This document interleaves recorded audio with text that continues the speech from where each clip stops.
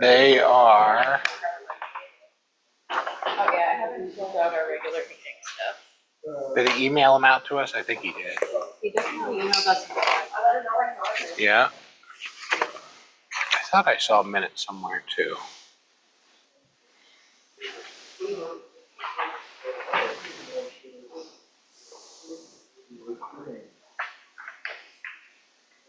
Yeah. For the last solid waste. Ooh, good question. I don't know anything about it, but our work is an hour is pretty tight. Yeah.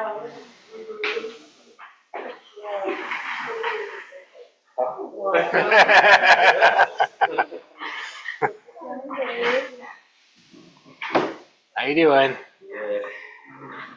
Uh-oh. Yep. Did you guys see the minutes from last meeting? Did they email those out? That's what I thought too. Could have been another meeting. Exactly. Yeah. I'm looking at the agenda link he sent, and I see an expense summary and the bank account summary. The approval as an agenda item, but not. Previous minutes. Oh, nice. Retired from. Oh. Are you still? Where are you still at?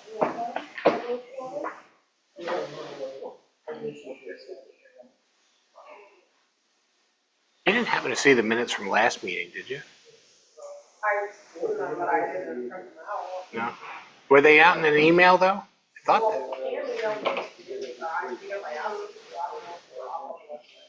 All right.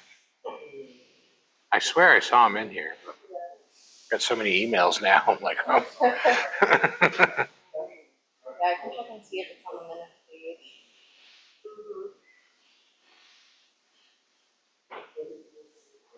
Yeah.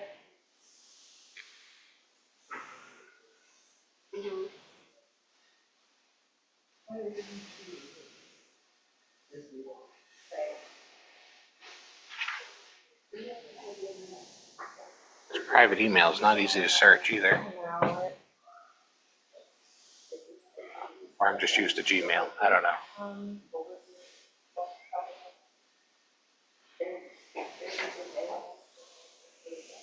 Yeah, they're up on the website. I'll have All right. I thought I saw them. So. I can have a list of them.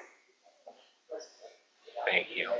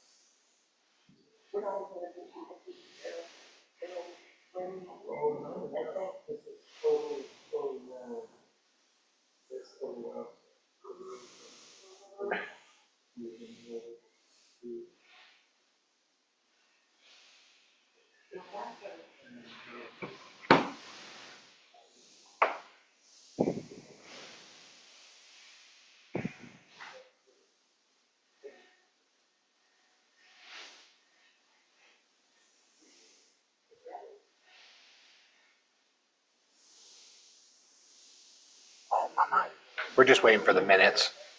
She's going to print them out for us.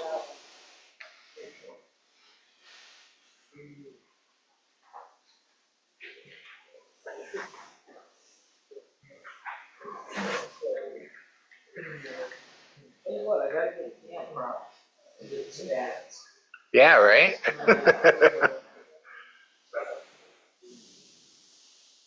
Yeah, that's a significant bump. Like a third. You know, where'd all that come from? Must be.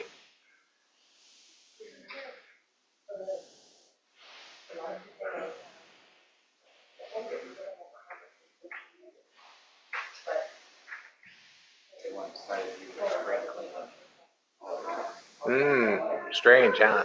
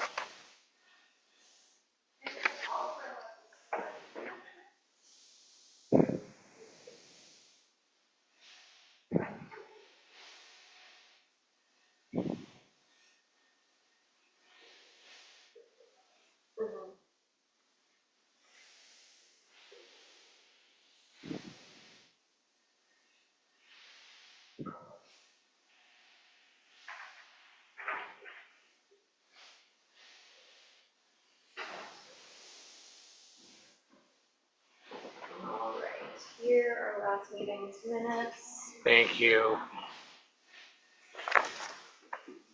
The microphones aren't on, you'll just hold the side button until they turn green. And the best way to do it is just to flip them right to you, because the more they move around, the more scratchy they get on the audio.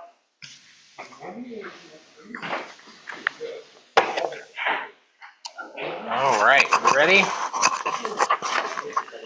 Mic's on. Testing, testing.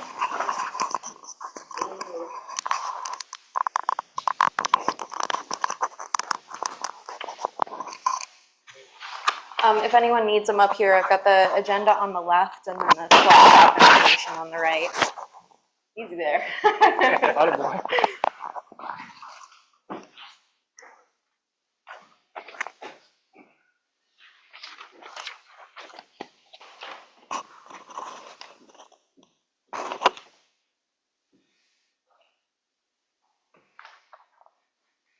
All right, we'll call this meeting of the Buckfield-Sumner Solid Waste Committee to order on Tuesday, May 5th, 2026 at 6:05 p.m. Public comment.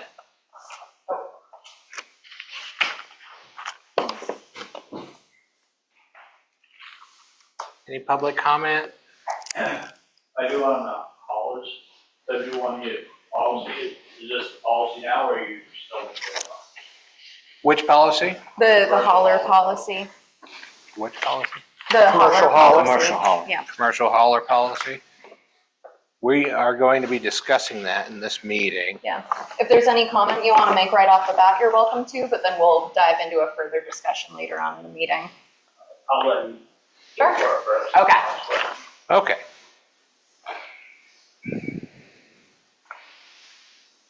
No other public comment? Okay.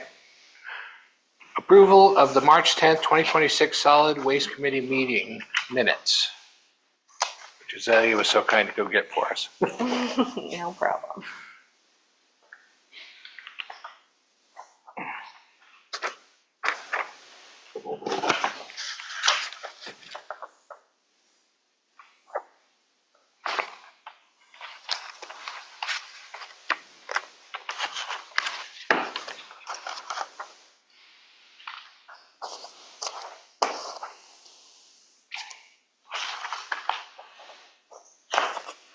That's good. I motion to accept the minutes as written. I'll second. All right, further discussion? All those in favor? Okay.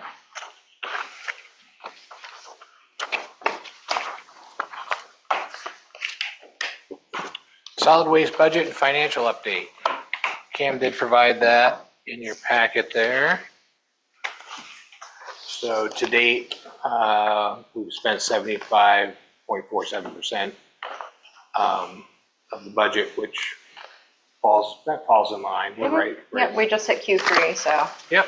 nothing out of the ordinary there.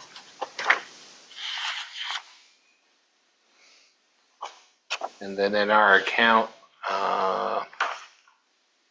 we're down to 55,441.14, which is distressing. Yeah, but also consider, as you know, but just for public information, that we had an unusual situation with Maine Waste to Energy this year that required us to contribute to rectifying a cash reserves issue. So that's where a bulk of our cash on hand went. And part of why we're seeing an increase in hauling fees in the coming year. But that will be to help prevent us from having to do that again. So we can, I have faith, and the town manager seems to have faith that we'll be able to build back that reserve. Right. Yeah, it sounds like that they've stabilized the budget over there. They have a solid plan. Yeah. Yeah. I'm confident, and at least our representative, Glenn Holmes, I'm glad that he took that on. And they kind of raised the price to the extreme end because they didn't want to risk not raising it enough. And then, you know, if once they rectify their budget issues and they don't need that much, potentially, maybe they'll bring it back down to kind of equalize and mitigate that. But time will tell. Wasn't there also like a double whammy where they had like a 30-year lifespan cleaning that had to take place, so some of the power generation was down for that as well? Yeah, yep. Yep. Yeah, aging facility for sure, but new management. Yeah, Glenn gave us a report on that, and it sounded like they were pulling things together. So. Yeah. All right, old business, swap shop ad hoc committee update. Yes, so you should all have 2 pieces of paper. This is kind of a price range for what we'd be looking at specifically for the swap shop. I just titled it workshop because that's essentially what we're building here, is a workshop that can be used year round, such as the last swap shop. Kind of bare minimum stuff, just like the swap shop committee, ad hoc committee, decided that kind of our most cost-effective way to go about this would be to go through Hillview mini barns. They had a very reasonable price that included delivery. We reached out to Hammond and Hancock Lumber, both of which said that they were willing to collaborate with Hillview mini barns to potentially get us a material discount. The building model that we found fit most was a 28 by 20 structure with a garage door and at least 1 residential door. And so that would be the $26,200 that you see right there. It's not available immediately for pickup. This is going to be a project that takes time, as most of you know. But they had kind of the most efficient way to build something like that in a cost-effective manner, and then a potential for savings through Hammond or Hancock if we can work that out with them. Everything else is basically details, 30 by 30 reinforced barn slab. This was all approved by the Maine DEP with our site visit. They agreed that if we could get the old swap shop out and kind of remediate the ground there underneath that concrete, that we're free, even though the DEP never approved that site plan, that we were free to move over to where the current brush pile is. They said there was no problem moving the brush pile over to the opposite side, and that was even better for us because we don't have to test the level of gravel underneath the brush pile anymore. So this costs include the building, the thermal envelope, just the cost of rerouting electric from the current structure to the new structure. Public Works feels confident that they can do the ditching and the groundwork prepping for the slab, so that's a cost savings to us, as well as the cold patch on top. I did price out electric heat versus propane. If you guys want to discuss that specifically and granularly, but ultimately we're looking at probably a maximum cost of $45,000. If you round it up to 50, that's still only 28% of the grant money, because this CRP grant is $175,000. So let's say something really extraordinary happens and we need to raise that cost estimate to up to 50,000. That would still only be 28%. So this page is just the details on the swap shop itself. And then here is the memorandum of understanding that I was hoping we could all sign. This lets AvCog know. It's non-binding. It just lets AvCog know that you guys are willing to work with us on the CRP grant. It outlines everything we talked about at the last meeting. The first point being that we're looking to help with the staffing capacity. I think this has been reinforced with us time and time again, especially now that we're dealing with some issues as far as our capacity goes, talking about really solidifying hauler business and avenues, as well as maintaining kind of order in who is able to drop off things at the transfer station. So that was our first priority, was getting a staff member who can kind of in part help get the swap shop up off the ground, but primarily kind of be coached into eventually being the primary point of contact for the transfer station, responsible for keeping things orderly, up to date, and going smoothly. Secondly, the swap shop structure, and then as well, you can see the expanded recycling collection and mainstream waste and disposal cost reduction by mitigating how much garbage we have going into our mainstream waste. So please take your time reviewing this, reading it. And then if possible, by the end of the meeting, I'd like for us all to sign on to this. If I need to make edits, I can have them print it next door.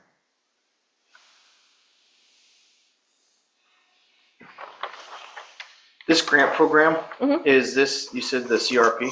Yep. Community So Resilience is this where if one town goes in, it actually would get less money, but because we're both Correct. going in together, we Mhm. get bumped up? Exactly. And you said it was like 100,000? Yeah, so if our towns were to apply individually, we would each get 175,000, but by applying together, we get 175,000. I don't know if I said that right. You did not, but, Thank you. but I'll let you try again. Thank you.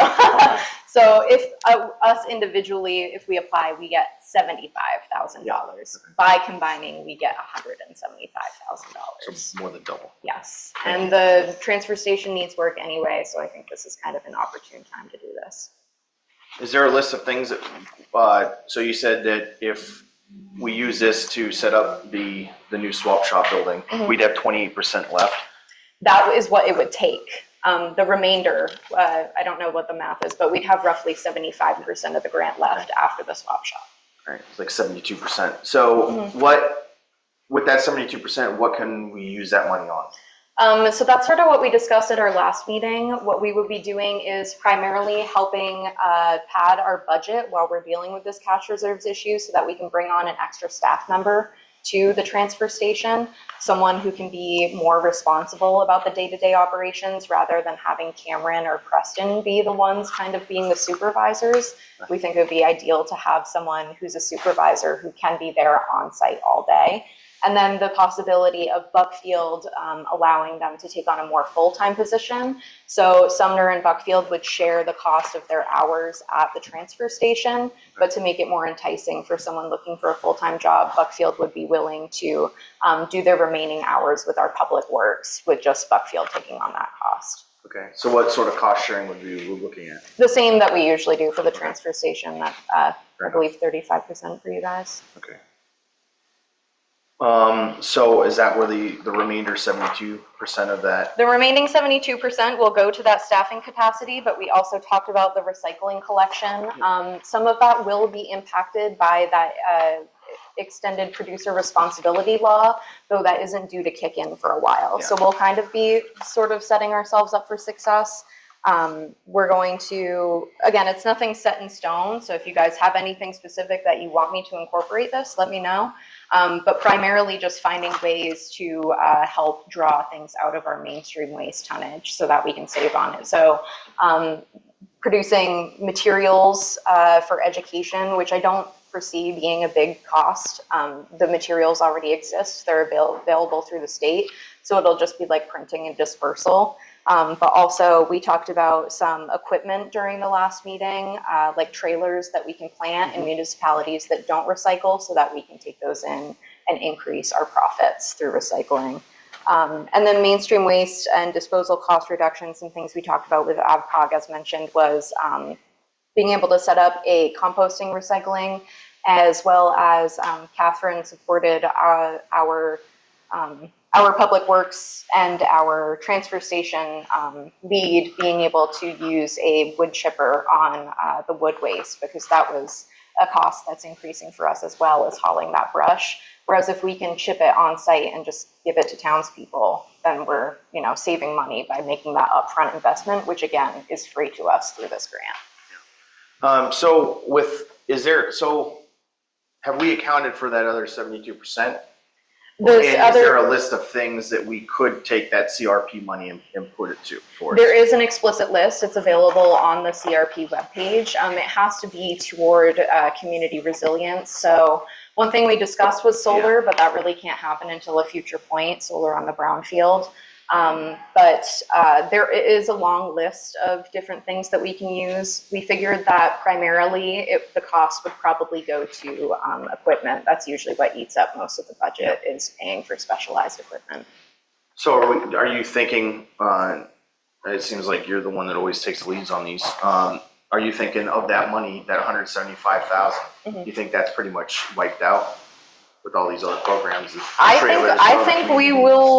think hitting that 175,000 might even be a challenge for us within the confines of the the transfer station, but that's not to say we can't utilize it well to set us up for success in the future. I've been talking to, and I have an upcoming meeting with the solid waste specialist at AvCog to talk more about what other municipalities do with this money in regards to their transfer station, because I don't believe where it's just with one project that we would be able to then parse off stuff for our own municipalities to do with the CRP grants individually. I think it's like we have to, for this round, we have to dedicate Yeah, this it to has the to be transfer worked together. station. Okay. Yeah. That's what I'm trying to figure out, Yeah, to find out if there's any other avenues that we can use to limit the amount of money that we, I don't want to say waste, spend on rubbish and things of the nature. Yeah, absolutely. And there are other, some of them require matches. This again is a no match grant, but there are other programs that for like composting to mitigate costs with that. So primarily what we're talking about here is equipping our transfer station with equipment that's relevant to the grant, because programs for composting and stuff like that will have separate grants that we can tap into. So we kind of want to maximize how much money we're able to draw out of this. So the compost will be prioritized mostly for another grant rather than this one, unless we are unable to come up with $175,000 worth of things to do. Okay. Is there a date where if we don't spend the money by a certain time, midnight, we turn back into pumpkins with it? I'll have to check in and follow up. Actually, if I can take down everyone's phone number so I can reach out individually as I find more stuff out through this. I believe that we need to have like a pretty solid plan with quotes for costs and accounting for potential inflation by the application deadline, which is June 5th. That's not to say if we end up cost savings that we can't put something into the solid waste account and hold it there until we can find another cost that the state would be satisfied with. They're pretty lenient with this sort of stuff as long as it's vaguely in the realm of community resilience. Okay. Thank you. Yeah. One of the things I've had on my mind is just that backhoe at the transfer station that's barely hanging on. Absolutely. I don't know if that's something, I mean, it's pretty much used exclusively at the transfer station. So in terms of equipment, I'm not saying we need anything new, but if we could upgrade that, that would be a big plus. I will make a note of it because, that's definitely something we need to explore. I just need to see how I can fit it into community resilience, but that's not to say that was another thing I was thinking of with that extended producer responsibility law. I believe that if it doesn't fall into this grant, it would fall under that because that's something we use to process recyclables and the excess waste that sort of thing relates to. So I think that even if not now, sometime relatively soon in the future, there will be something we can do for that. But I'd like to see if we can apply it to this as well. Cool.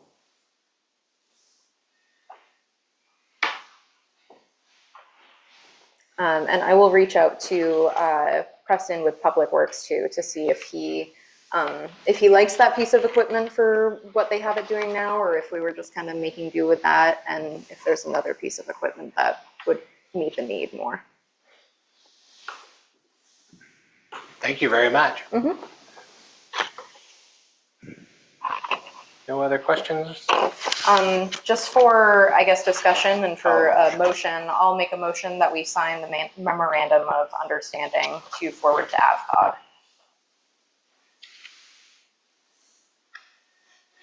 I'll second that. Thank you. Yeah. Further discussion on that? I'm just a slow reader. All right. It's okay. And please take your time. Yep.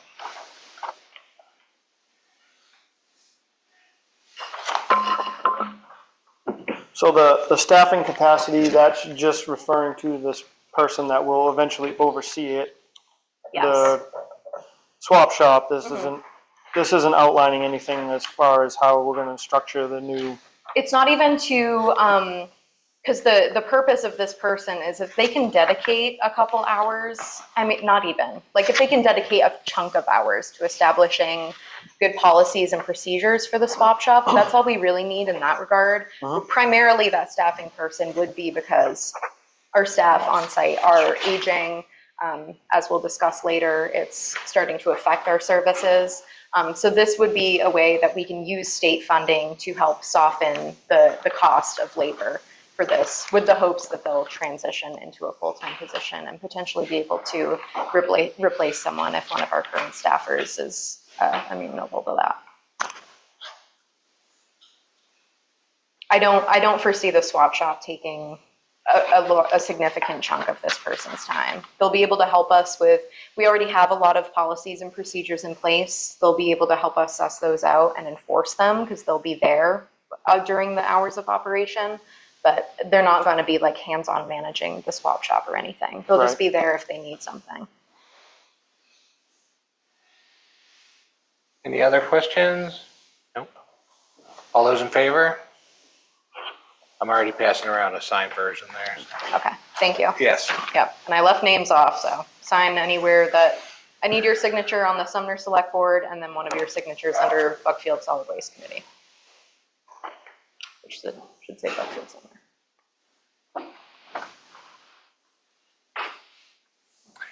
All right, transfer station closures. Cam included a memo about that in the packet here. And there have been some closures recently that he outlines here. A few weeks back, it was probably a month ago, he closed 10 minutes early due to a sick employee. The second instance was because the backhoe failed and they need the backhoe to be able to compact the garbage into the containers. And we can only have so many containers over there. And then the third instance was May 2nd that just passed, where we took in quite a lot more waste than usual.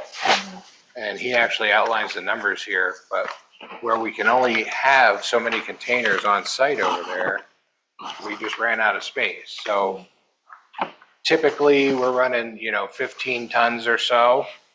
And then on the second, we took in 21 tons. So that's, they just ran out of space and they had to close. But if we look at the average over the last couple of years, I feel like that was kind of an anomaly. Mm-hmm. The thought did cross my mind that with the warmer weather, I know I start liking to heat stuff out of my house, so it was probably just a spring cleaning weekend. I am happy that we're tracking all this sorts of stuff because that means that if this continues to happen, we'll have a really solid trail of evidence. I did want to discuss, I don't think we'll be able to take any action as to what I'm saying, but where the old swap shop is in possession of those two Connexes, I do feel badly for those folks who are showing up at the end of the day and have to take all the stinky stuff home. I wasn't sure if it was possible that we continue to, when the compactors are full, refuse anything bulky, but be able to use those Connexes to store the mainstream waste until it can be picked up. Like Cameron mentions here, we're limited to a certain amount of containers. I don't know if that conflicts with this sort of thing. I didn't realize he wouldn't be here tonight until earlier today, so I haven't had a discussion with him about that yet. But yeah, we don't want this to keep happening. We've had quite the stroke of luck with these three, but by the numbers, this is an anomaly. We're not usually processing this much waste. And I won't get on a swap shop soapbox, but that might have helped.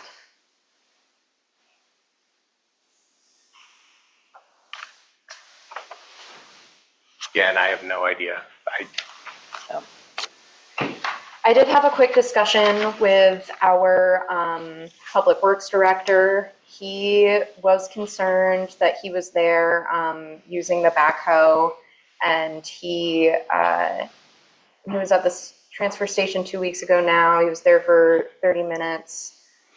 Seemed to find at least one instance where someone was coming in multiple times. That being said, he wasn't there to really police it. He was gone by the time he was ready to ask him some questions. But I think that this is another thing kind of speaking to our need to have someone there who can be kind of a little bit more vigilant with the stickers, especially as we move toward a potential hauler agreement.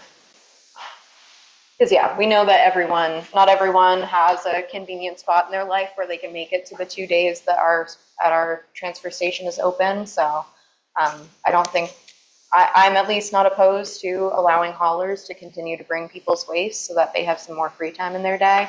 But I do have some concerns about how often people are coming back, making sure that people are only collecting from Buckfield and Sumner. And I think that'll be confronted when we talk about this policy. Yeah.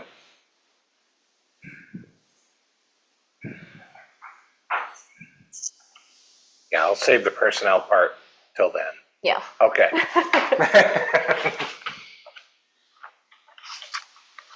Any questions on the closures? No? Nope. Unfortunate, but you can be sure Cam is working on it. Yeah. Yeah. Yep, we're keeping our eye on it, and we all drop off waste at the same space too. So we're wanting it to stay a efficient service for everyone, and we're sorry for everyone who had to turn around with the stinky trash in their car still. All right, proposed commercial waste hauler policy and fees. We've gotten a number of requests from commercial haulers to be able to haul the Buckfield from folks that don't live within the town. So we're looking at possibly giving them a sticker to be able to do so, so that they can come here and haul waste, particularly from Buckfield and Sumner to the Buckfield dump. And there were some fees discussed, looking at the particulars of that, how to keep track of it. And that's kind of the personnel thing, right? We've got 2 people that are going to be retiring, and they're having I believe they've hired one and another. They haven't been able to hire a second person back on to fill it. Because the wages are pretty modest over there. So to find the right fit is not easy. Right. So you've got personnel issues on top of us needing people to kind of maybe not police the dump, but they have to keep track. Right.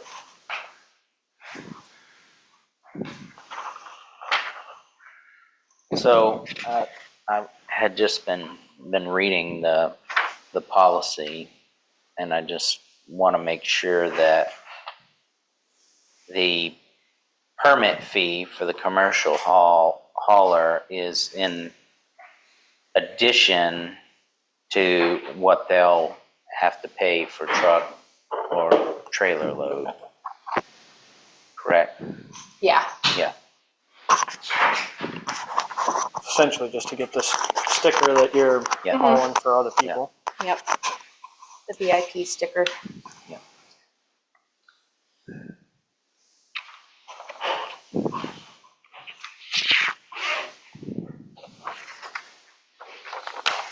I feel like my only note on this was,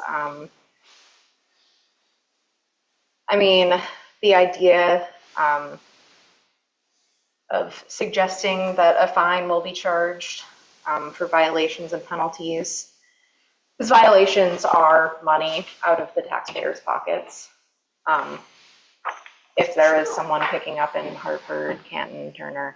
Sure. That being said, the practicality of being able to enforce that, I don't know, maybe we find it worth putting on the piece of paper as a deterrent, but also knowing that it might not be super enforceable, Right. Unless they're willing to respond to the letter and responsive to it. But Yeah, that's my biggest concern with it. Is there any potential fallout that would happen to us if it becomes common where Hartford or Woodstock trash ends up in our trash supply from trash to energy? Mainly. Would there be any potential issues because those towns don't have buy-in? That's a good question. I don't know that I can find our contract with them or anything right on the town website. I think it's a question worthwhile to CAM. But I mean, I think that they're just operating under the assumption that we're policing it, because even though we're part of the agreement, we still pay for every ton of trash going there. I can't imagine that. So as long as we have rules or some sort of filter, so to speak, in between someone who's going to be a potential violator, it would be enough as to not have liability for our towns. Yeah. If somebody says, I can make money on the side by taking Hartford trash or Woodstock trash. Not that I'm picking on those folks, but they're the closest entities to us that are more likely, I feel like, to I think it's violate. the most possible, Woodstock, potentially South Paris. Not that that's already occurring, but yeah, those are just the closest towns. I do think that part of the policy should perhaps include, again, what teeth does this really have, but them having to sign an agreement that says explicitly that they understand that they are only to bring Buckfield-Sumner waste here, and understand the penalties, even though basically just the same as it's written out in this policy, but having a form that they have to come in and fill out. I didn't see it attached. I would imagine it's something Cameron's thought about, but if we want to explicitly talk about doing that, where when they come apply, not only do they have to pay the fee, they have to sit down and read this piece of paper and sign it. I think I saw that in the hauler policy. Okay. I guess one piece I would like to add is for a violation, I think it would be worth putting the violation on here, and as a deterrent. Yeah. I think that would at least show our trash energy that at least in good faith we're trying our best to get folks to do the right thing.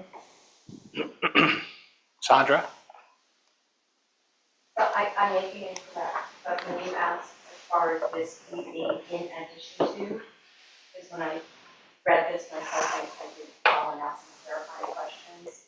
And as I understand it, and again, I could be wrong, that when any resident has a transfer station sticker, that there is no fee for a truckload or a trailer load to come in with this, what's the title? The commercial hauler. Yeah. The commercial hauler, that's the fee. They can haul a trailer. The idea that that's a higher fee than a single resident fee covers the fact that they may be making several trips with a truck or trailer. So I may have misunderstood when you asked the question, is this in addition to? That covers their multiple truck or trailer trips. There is no additional fee. Yeah, sorry, I think I misspoke. I shouldn't have said anything because I came in at the tail end of the question. Yeah, that bulk fee is because those people are not coming in individually with their individual stickers and dropping off. If one of these haulers, and perhaps this is something that should be outlined in this policy, if a hauler is to take like construction debris, that would be something that that fee structure we have applies to. But with regular household mainstream waste, they would not be charged on top of the haulers. So potentially Mattresses, tires, construction debris. Yeah. On the fee schedule would apply to this as well. I mean, I'm just thinking just a random example of things people have asked me to do in the past, and just cleaning out one hoarder's house so it can be renovated. And I mean, you probably got well over $200 in garbage just like that. And the other thing in addition to this that I don't know if it's possible to do, but if we could do a trial run on it just to see if, based on our limited space, if we find ourselves maxed out, and having more of these days where we have to shut the transfer station down because we're full. Right. We really need to make sure we're serving the people first. Absolutely. Yeah. I have a question on that. Yeah.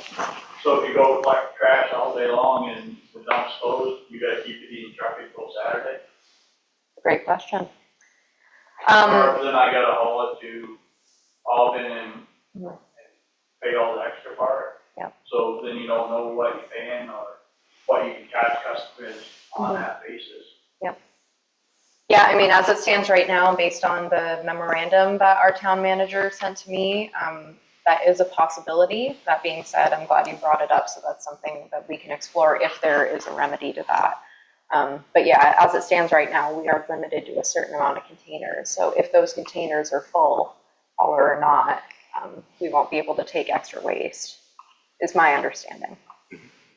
Did you have any idea of like a defined time frame for a trial run? Well, I think like a 3 to 4 month period. Okay. Well, I had a question on that. Yeah. Yep. If we start a route, then you guys decide not to do it, then we wasted all the time over here and the customers still have to get another trash thing. Oh, that is good. Good point. So you're just messing everybody up. There's no sense in working 4 months and putting your time and energy in and collecting stuff that you didn't know more. Absolutely. It's true, but we do have everyone else to look out for as well. So we're trying to find a good middle ground. I just want to say that. I think ultimately what it comes down to is we need to explore if this capacity issue continues, what's the next step to increasing our capacity, and then evaluating from there. Because yeah, there's the minutia of questions that come out of the hauler's policy, but bare minimum is that we want to make sure we have the capacity just for both the haulers because they're serving the everyday townspeople, but the townspeople who are showing up with their cars as well. So I think our next step will be to figure out how we can increase our capacity. And this can be changed. It's a policy, so we can. I mean, really, should we see a whole lot of increase in trash with haulers or with not? If it's the same folks that are bringing trash, personally, they're just sick of hauling it. I get it. Yeah. You know, they're paying some folks to bring their trash. Really, we shouldn't see an uptick in trash. Based on the numbers Cameron has given us, I mean, it's you're right. It's like 2 years worth of pretty solid numbers. But we also do need to just consider the worst case scenario that it potentially does. And it can be a number of factors. It can be people being more liberal to throw things out because they aren't confined by that time frame that they have to drop things off. It can be people accidentally dropping off from other towns and how long it takes us to catch on to that and enforce that. But ultimately it comes down to figuring out if we can find an avenue to increase capacity, even if not consistently, like having an emergency route to go for those days that happens. Kind of what I foresee is the latter, what you just described. I mean, you see in our neighborhood, someone's been putting signs on the corners for trash pickup, and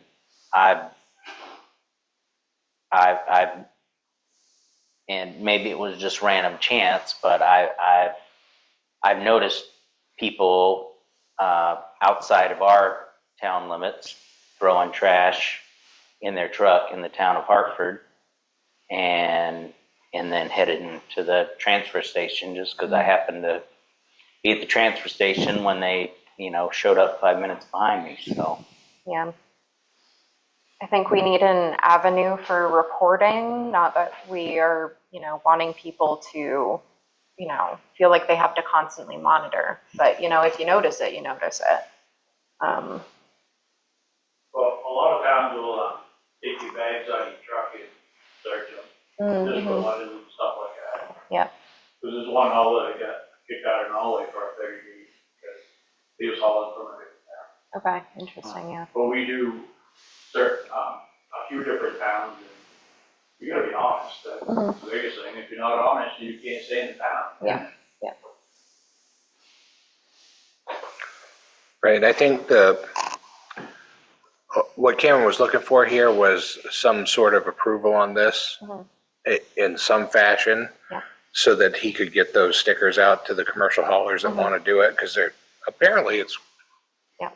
Yeah, I thought he told me at one of the withdrawal committee meetings, we got talking about it, and he had multiple.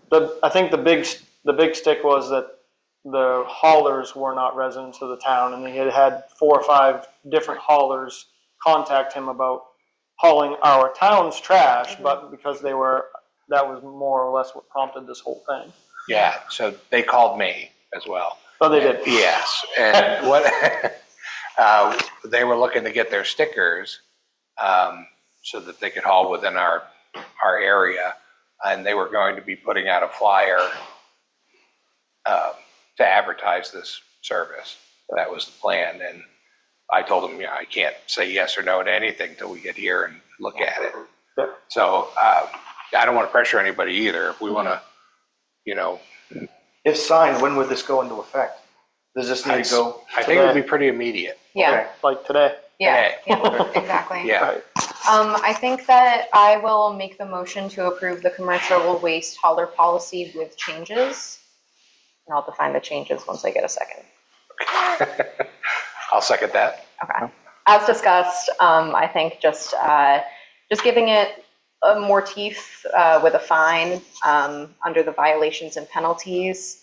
And then I think that there should be some language about how if there are commercial haulers, they can't be even bringing in trash from another town, even if they intend to throw it away in the right place, their load needs to fully be from Buckfield-Sumner. Yes. Does that make sense? Yes. Okay. And then we can just make sure, obviously we have waste tracking happening as communicated by Cameron's memorandums. That will continue, especially as we move forward with this. So we can just continue to monitor it. I think a priority between me and Cam will be to see if there's any avenues that we can temporarily increase our capacity should we keep running into the full hopper issue. But presumably, if these haulers are being honest, if the people who are leaving that waste out are being honest, we shouldn't see an exorbitant increase in waste. Yeah, I would say if we implement this and we have commercial haulers, and all of a sudden every quarter we have, By 12 o'clock, it's full. Yeah. and then we got a problem. Yeah. And if this continues happening, I think that we should all be in agreement that we are willing to come together for an emergency solid waste committee meeting to address it. How often, I don't know if any of us here know this, are we getting the refrigerant sucked out and having all the appliances hauled out of there? I am not So sure. it seems like that doesn't happen Yeah. often, so if we did do that, maybe, I don't know at what cost that would be, but that would be another location for a can for an emergency situation, I guess. If those were, we took care of it when it's half the size that it is right now. Yeah. We'd have a place to put an empty can that if something happened, we could drag it out. Right. Okay. And this all hems in with the grant to be able to get the staffing and, Right. yeah, I mean, it's just, I have a couple more questions. Please. yes, sir. It says $200 a vehicle. What if one of your vehicles is broke down and you only use it one over here, but that one breaks down? Do you bring the other one in to use it, and only one at a time in here? I think it Because was, sometimes your vehicle breaks down, and if it does, it never breaks down at once.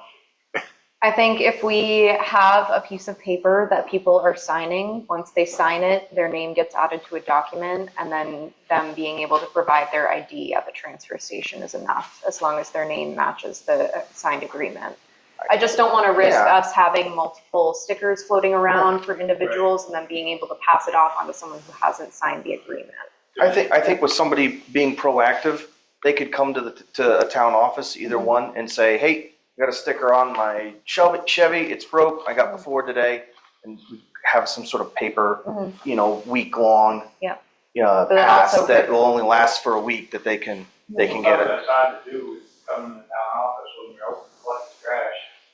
I agree. So if you're way over there trying to collect trash and you got your truck full, and then all of a sudden it's like, I can't. Yeah, Yeah. and especially But by with maintaining a proactive stance, somebody could call ahead and say, hey, I know trash pickups on Saturday, it's Tuesday, I know my truck's broke. Or if you, I'm sorry to interrupt No, you, Jeff, sorry, my brain sometimes goes faster. Doesn't talk with my mouth. Go. Anyway, if the commercial haulers had a number, a commercial hauler number that they kept with them that could be verified at the station, then if they want to bring a different vehicle or whatever, as long as the numbers match up with the name on their ID, I think that could work. Yeah, I think it would, I think a system like that would be pretty easy to implement, where we just have a working document that the transfer station attendants have access to, where we're recording the hauler registration number and, the licensee name. And so long as they match, they have a document that they can look at, compare, and let them in. One more question. Like if we buy this year, it says, what is it, June 30th? Do we have to pay twice this year, or is that? That's on section 3, Thank you. number 3.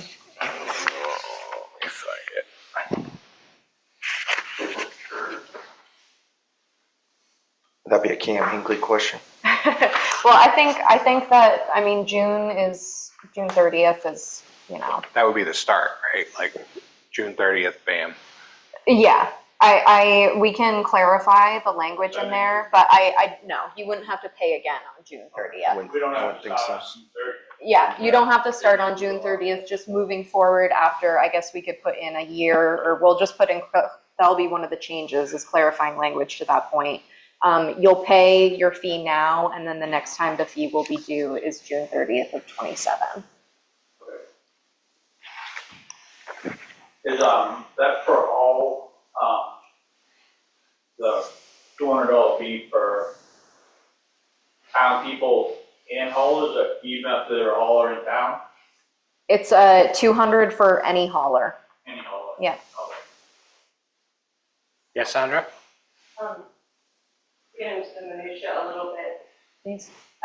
It may be that it's a prorated amount, not $200 for 13 months. So I wouldn't want, I'm thinking as the select board member getting the same phone calls that you've been getting. Yeah.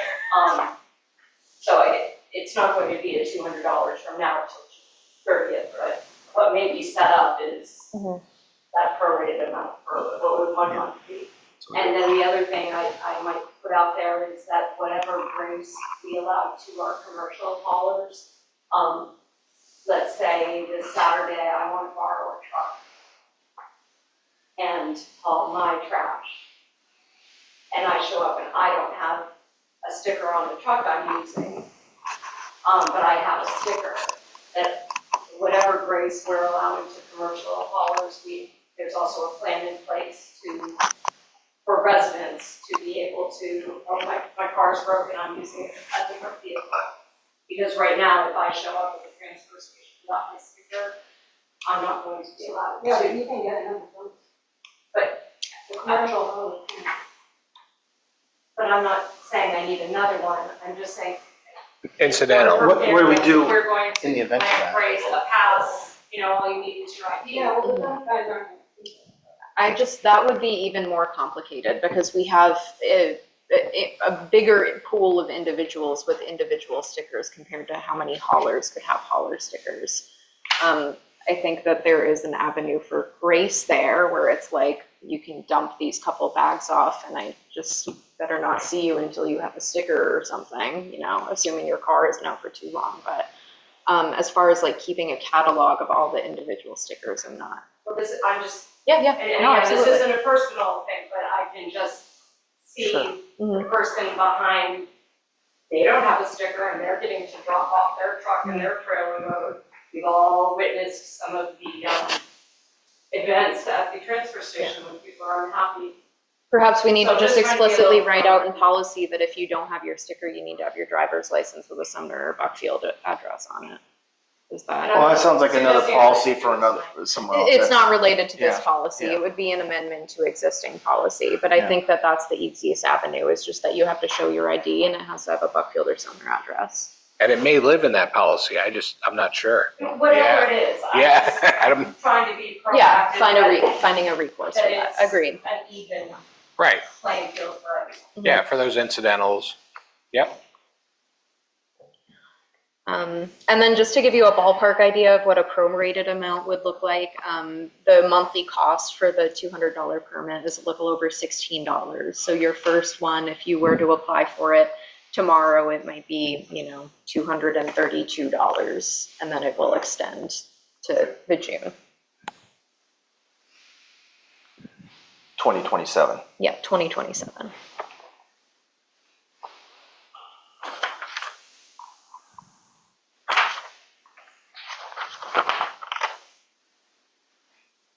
Okay, so, I think it had been mentioned as far as mechanics go that it needed to be outwarded that the other fees would still be in play for commercial haulers. So that should be in the policy. I think that was yes, thank you. That will be a change that we make, is emphasizing that the $200 fee covers them hauling household waste, but when it comes to our existing fee schedule, they still have to abide by that.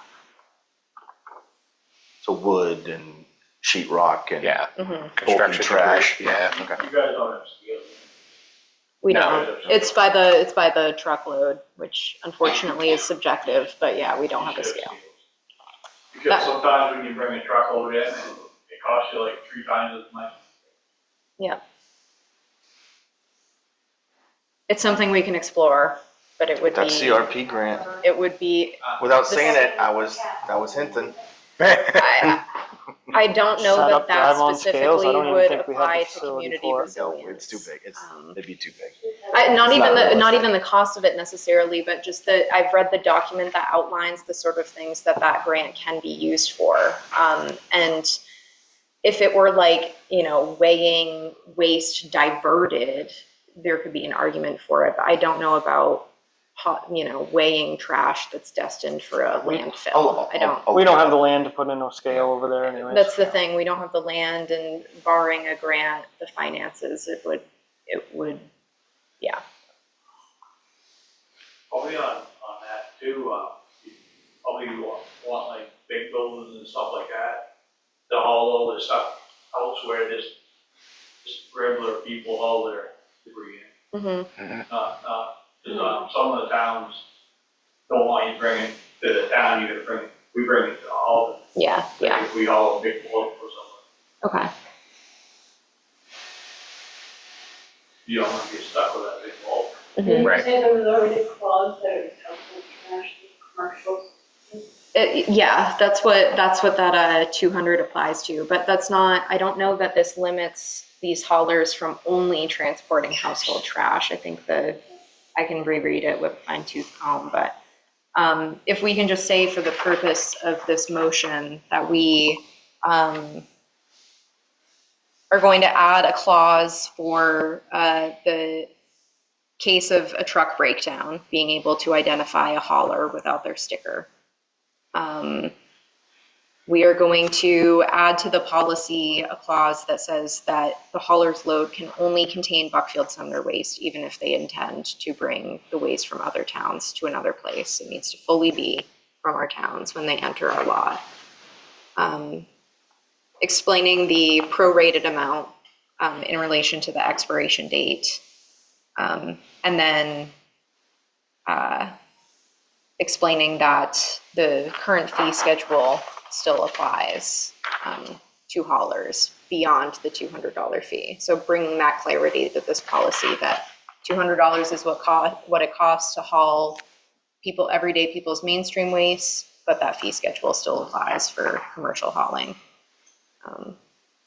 and is subject to change. Do we want to just limit haulers to household trash? Perhaps that's what we do for Just for simplicity's sake? Mhm. Do you haul much else? We do bulk loads and stuff, but most of the time, like if you have a refrigerator, we'll go to your house and get it and bring it to the dump. But Yeah. That's just like you bring a refrigerator, but you don't have a truck. Yeah. Well, You just drive for it, but- perhaps then certain things on the fee schedule they're allowed to bring, such as refrigerators, ACs, tires. 'Cause they're gonna But when have it to get comes the- to construction debris, you Right. need to rent a trailer or you need to bring it somewhere to Auburn. Even in like Owens up there, so we bring out to Alden, it's 10 cents an hour instead of 1 cent an hour. Yeah.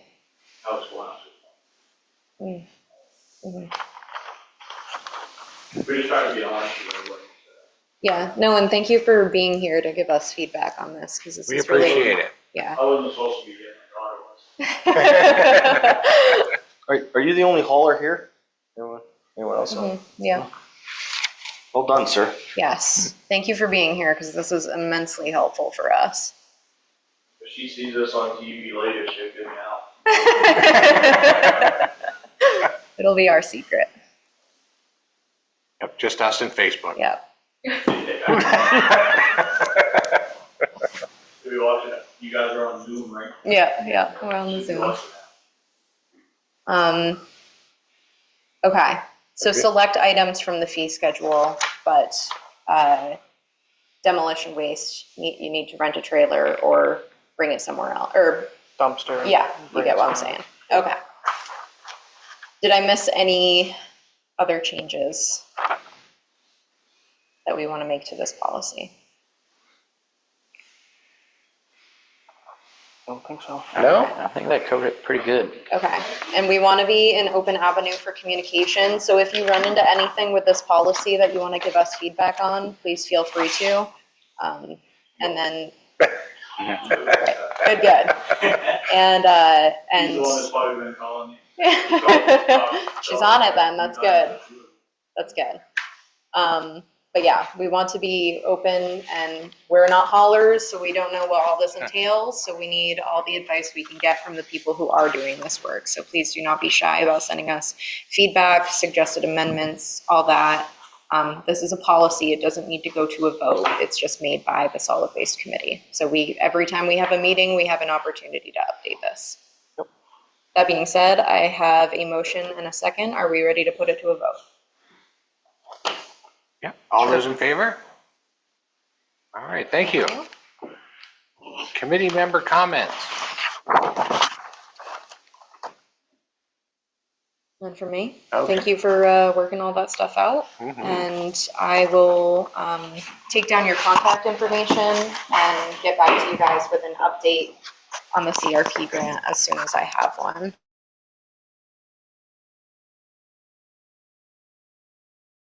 It's a long grant process, so I just won't be able to make any like super big structural changes, just try to keep it to details.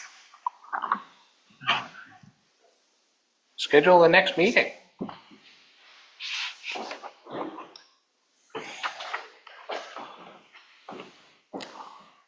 Your meetings are Wednesday night? No, Tuesday. Opposite Well, Tuesdays. Oh, the opposite Yeah. Tuesday from us, okay. 12, 26.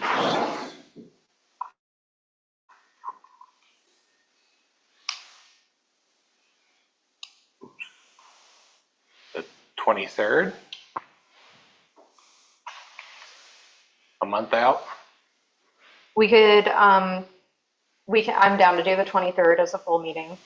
We can also reserve the 23rd for an emergency meeting date and then solidly schedule the next meeting for a late July date as well. I like that idea. Okay. All right. All right. So the 23rd at 6 p.m. in Sumner will be our emergency solid waste committee date.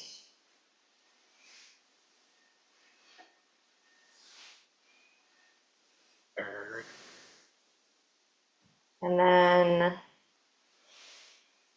if not then, let's see, 14th, 28th will be our regular, should we not run into any issues before then. 14th of June. Sorry, the 28th of July will definitely be our next regular meeting, but we're reserving the 23rd of June For the emergency. for a potential Gotcha. emergency. Both are planned in Sumner. Both will be planned in Sumner, and then if we have to have that emergency date, we can adjust the July. second date Yep. moving forward.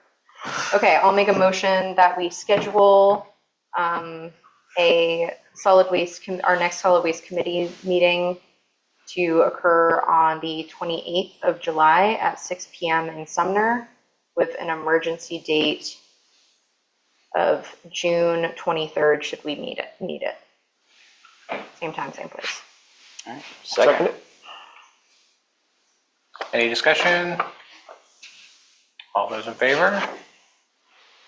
All right. And that's it. I'll make a motion that we adjourn at 7:05 p.m. Second it. All those in favor? All right. Thank you, everybody. Thank you, guys. Thank you, sir.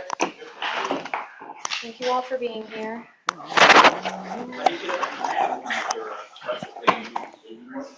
Yeah, so, we'll have a recording of it.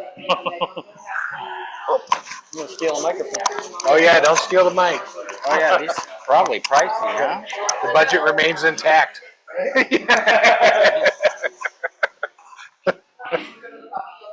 We lost one $15 mic. Company that makes these for assassinations blown up.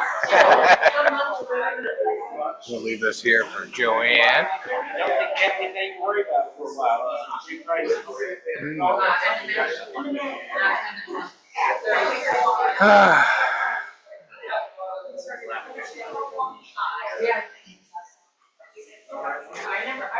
The ones with the shape charges in them are usually round.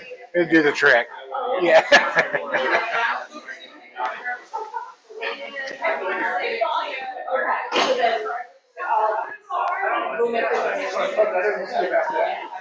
Do you have one of these? All right. I feel like one of those is way thicker.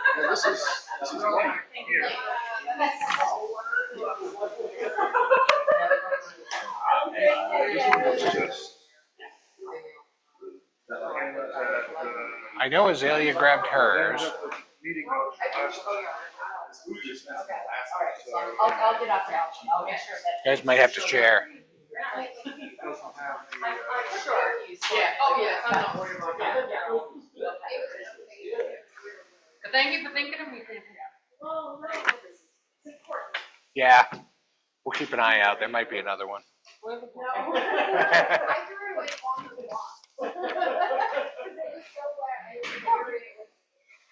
Uh-oh. Forgot to push the button on this. I'm going to be in trouble.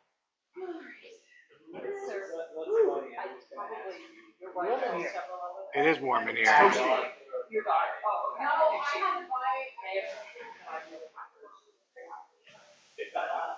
Yeah, she does all the talking. But she does all the, she meets all the people and, or reads them all and talks to them. I just pick up the trash. Well, we, as local business owners, we miss having, we had someone Yeah. with that service. Well, that's what we tried to get into when he got out of it, and then it's like, oh, we have to go through all this, and so we're losing all the opportunity to get all the people. Yep. We just want to make sure that the townspeople aren't. Right. Nope. And unfortunately, not everyone is as professional as you are, so, but we are in support of the work that you do. 3 copies of So for future meetings, you can go here. Agenda. Oh. Anyone that. All right. There. You guys mind sharing, No, or no, no. I can make another one. No. Sure. Oh, I already read it yet, so look forward. I may give you some like. you good? Oh, look, you brought the laptop and all. Yeah. Uh-oh. She's watching a movie. Should probably be telling me.